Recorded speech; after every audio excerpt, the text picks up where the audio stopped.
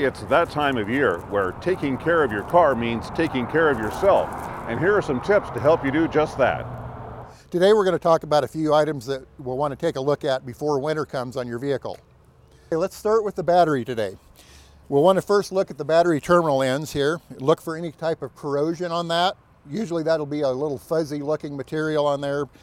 Make sure things are tight on there, on the connections. Sometimes we can find a manufacturing date or date of sale on the battery. If a battery's more than about 4 or 5 years old, we definitely want to have that checked.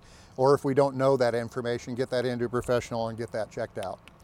We can check our coolant in two places. One is the coolant recovery bottle. We're looking for the condition of the coolant, that color looks proper, and then really that needs to be tested for the proper protection level on freezing with an instrument.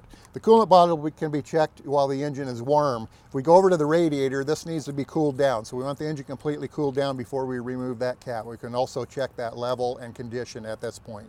Okay, let's talk about our belts. Our accessory belts run our alternator, air conditioning, power steering, other items. We want to take a look at that belt and see if there's any cracks in the belt.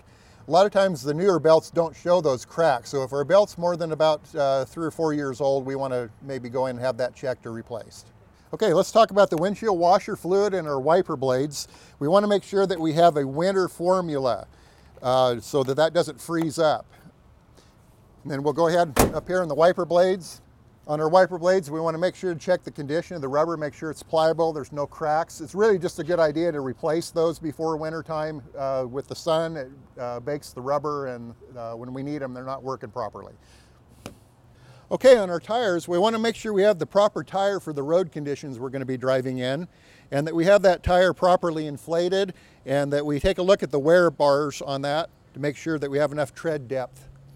Lastly, we want to make sure to check all of our fluids, the engine oil, the transmission fluid, the brake fluid. Make sure we have a good safety kit in the trunk to carry along with us.